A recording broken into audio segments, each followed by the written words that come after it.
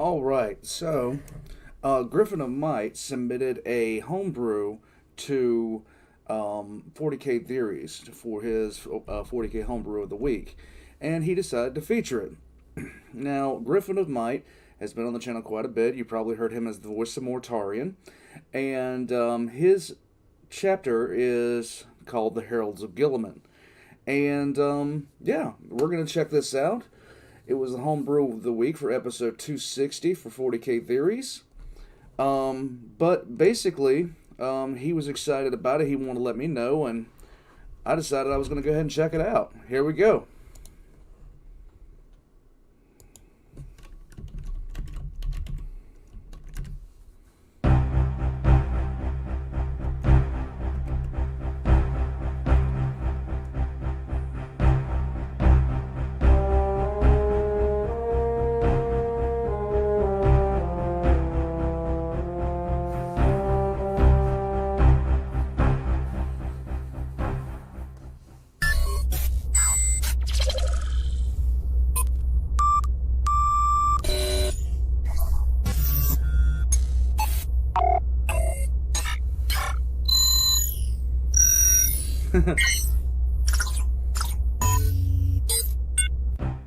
The Heralds of Guilliman. Chapter Master Hezekiah Hanasi. Chief Librarian Raziel Hamelek. Head Sage Chaplain Samuel Elhanon. Woe to the foes of the Heralds, for they bring destruction upon their enemies with a fury only matched for their kindness to the citizens of the Imperium. Hailing from the third founding, the chapter bears the pride of the Ultramarines and the honor of the heraldry of the Sons of Guilliman in all their actions. The chapter is mostly Codex compliant, but they may not appear as such to outsiders. The chapter adhere to not only the Codex Astartes, but also to their own traditions that they refer to as the Oral Codex, in reference to their calling the Codex Astartes the Written Codex. The Oral Codex is debated heavily among the chapter as a matter of pride and covers what the chapter feels are situations Guilliman could not have foreseen, understanding that the Codex was intended to be a guideline and not a strict set of rules. This Oral Codex has allowed the chapter to better adapt to situations than most others and has led to them being known for their versatility. You see, that's the thing about the Codex with a lot of the more stricter chapters. Not everything is going to be covered by that. Not everything. And Leandros is still a prick, and I don't care. Space Book does not agree. However, while they are renowned for their ability to adapt, the chapter harbors a dark secret that would see them ruined if it ever emerged, for they are not in fact the Sons of Guilliman they claim to be. Their origins lay in the underworld war of Calth, where a group of word-bearers surrendered to the Ultramarines and sought to atone for their initial betrayal. Though viewed with suspicion, these word-bearers were eventually permitted to fight alongside the Ultramarines and proved their loyalty. These word-bearers pledged themselves to Guilliman and declared they were the word-bearers no more, and resumed the name of the Heralds, but now they declared they would be Guilliman's Heralds in atonement. The truth about the chapter is known to those of high rank in the chapter, and only select figures outside the chapter are aware, such as central figures in the Mechanicus who piece together the details themselves, such as Belisarius Call. The chapter's records were ordered sealed by the early Inquisition, and it is likely that it was due in part to Guilliman himself, who no doubt used the introduction of the Codex to place the loyalist word-bearers and some Ultramarines who were aware into their own chapter. The chapter refers to their chaplains as sages and stands out not having a much larger than normal amount of chaplains. It is the sages that select the new chapter master when the time comes, and while the chaplaincy and librarians are separate, it is not unheard of for a librarian to hold the dual rank of sage as well. With those who hold the dual rank of chaplain and librarian referred to as a Navi, from the Telson, word for seer or prophet. There is little conflict between the libraries and chaplaincy, and the two groups work closely together to further the goals of the chapter. The sages will often hold sessions of debate and study with the Battle Brothers and librarians, and even the chapter serfs are encouraged to take part, for they may provide some insight that might have been otherwise missed.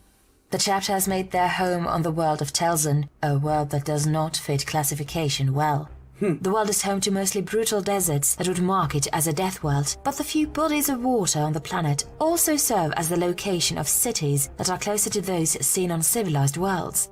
Despite the relative comfort of these cities, a good So basically it's kind of like Cultist, but a little bit more dry. good portion of the populace lives in the brutal wastes to strengthen themselves, and even those in the cities are encouraged to spend time living as such. It is from these hearty younglings that the chapter recruits not only its new brothers, but also members of the PDF, known as the Telson Defense Forces. The TDF often takes in those initiates who failed their trials but still wish to serve the Heralds, and they are given a chance to serve in a new way. The chapter did not initially worship the Emperor as a god, but over time, the Imperial cult took hold among them, and they are now fervent believers in the Emperor's divinity.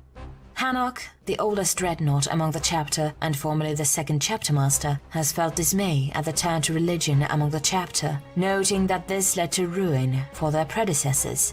He has kept silent for the sake of not causing an internal conflict. However, after witnessing the living saint known as Celestine and other instances of what can only be called miracles, he has started to believe that even if the Emperor was not a god, he may have since become one. And that is something that I think is going to be something that a lot of the newly returned Primars are going to have to contend with. Guilliman himself, I still don't think he views the Emperor as a god or god, like anything approaching it, but at the same time, some of the more susceptible Primarchs, Leman Russ being one of them, they might hold different views at the end of the day. The chapter's adherence to their oral codex is not just done in the form of debating tactics and strategies, but also storytelling, and the Heralds have developed a strong culture for telling stories. These stories are taken not just from the deeds of the chapter, but from all Astartes and the Astra Militarum, Telson Defense Forces, Sisters of Battle, and even the Mechanicus. It is this storytelling culture that has caused them to be regarded as fine warrior poets, and is an aspect of the culture that is present in all areas of Telson. Your Lorgar is showing. The stories are collected while the chapter is on their missions, and each brother records the tale when they return to their fortress ministry, known as the Mishkan.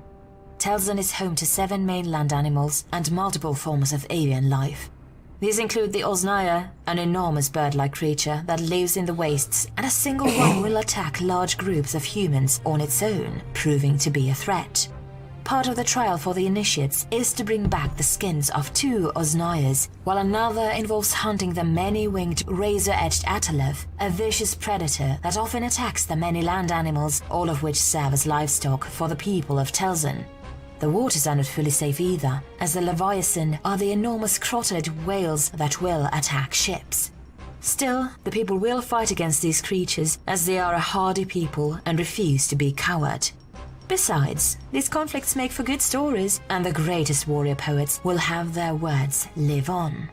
The Heralds of Guilliman view their role as to be the light of the Astartes under the Imperium, and they will act accordingly to show the pinnacle of humanity. In addition to showing respect to the serfs, the chapter believes they must help the Imperium live up to the Emperor's values, and as such, they will protect the population while fighting the Xenus, the Mutant, and the Heretic. The chapter has low patience for many in the ecclesiarchy, however, as they feel the organization has become increasingly corrupt over the millennia. The Heralds... This makes sense. With the ecclesiarchy being what it is, the difference... Okay, not to get into a religious rant, but the difference between like true believers and people that are going to be essentially using the religion for power purposes is vast, and Puritans identify that very quickly. Have a close alliance with the Blood Ravens and Salamanders, the former for their pursuit of knowledge, and the latter for their respect for non-Astartes. They have a poor relationship, however, with the Red Scorpions, the reasons for which are unclear, though it may relate to a disastrous attempt at halting an Orc invasion that saw the 8th Company of the Heralds nearly wiped out to a man. The chapter has a tense relationship with the Mechanicus due to certain individuals knowing their secret, but this came to their benefit when Cole sent them the means to create Primaris Marines with their own gene seed. Due to their worship of the Emperor, they have a cordial relationship with the Black Templars, but their disdain for the ecclesiarchy has led to uncertain relations with the Adeptus Sororitas. The Sisters of Battle do not have a set opinion on the Heralds, as some view them as shining example of the Emperor's angels, while others distrust them due to their views on the ecclesiarchy, although yet others in the sororitas share said distrust. The chapter's war cry is "The Herald shall endure," and is often taken to be a boast of their prowess.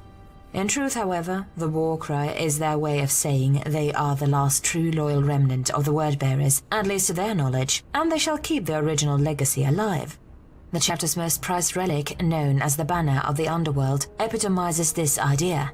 It was this banner that the Wordbearer loyalists used to signal that they were giving themselves up to the Ultramarines to show that they wished to repair the massive betrayal that their traitor brothers did. Oh, The banner was first held by the captain known as Nashon, who led his brothers to turn back to the Emperor, and later became the first chapter master before falling in battle and being succeeded by Hanok.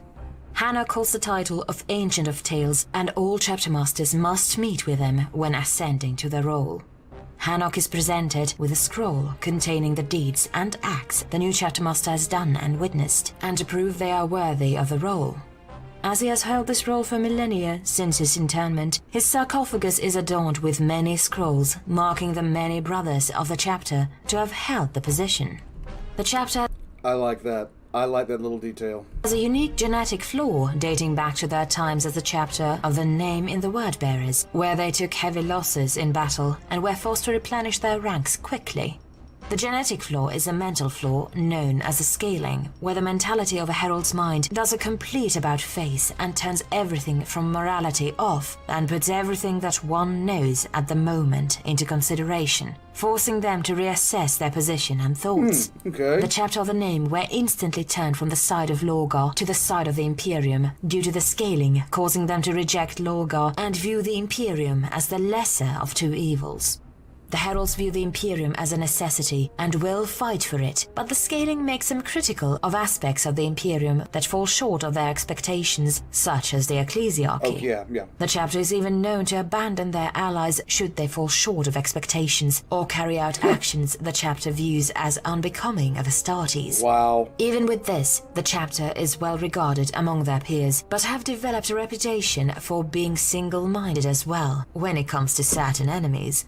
Because of the scaling, the chapter prioritizes fighting their former brethren, the Wordbearers, above all others, and will drop what they are doing to fight these traitors, even abandoning their closest allies at times. The chapter has even declared 3 crusades over the millennia. It's like, this is definition of on-site. As soon as you show up, as soon as I get word that you're in the area, I'm coming to fuck you up. To attack the Wordbearers and their cults, while leaving Telson to the safety of the TDF. This led to the events of 967 M41, where the Telson Defense Forces successfully defended the world from an assault by the World Eaters and Night Lords, with only a small group of the Heralds remaining to aid in the fight. The battle was fought by the TDF, and the Mechanicus forces had come to harvest mineral that occurred naturally on the planet. Due to the need for this mineral, and the chapter having previously found an STC for the Mechanicus, the TDF had been given the best supplies, armor and weaponry, and a force of Skitarii always stayed on the world. Upon returning to Telson and learning what happened, the chapter was informed that the traitors were ruthless, but Telson was stronger and would endure. The chapter does not have set battle tactics or preferred weapons and vehicles, but rather prefers to adapt to situations as quickly as they can. It is their adherence to not just the Codex Astartes, but also Oral Codex that has allowed them to adapt to situations quickly and has earned them praise, even from those who find their culture strange. The chapter themselves attribute this to their adherence to Guilliman's true ideals and not just writings that could not have predicted everything. The return of Guilliman was welcomed warmly by the chapter, who celebrated his revival. Hanok accompanied the veterans of the chapter to meet the Primarch again, and it was there he beheld Celestine and re-evaluated his position on the Emperor. The chapter pledged undying loyalty to Guilliman once more and vowed to aid him in whatever he would do, for they saw the Primarch as the answer to what troubled them. They saw Guilliman as a chance to restore the true ideals that the Imperium of Man had begun to lack. Ah, okay.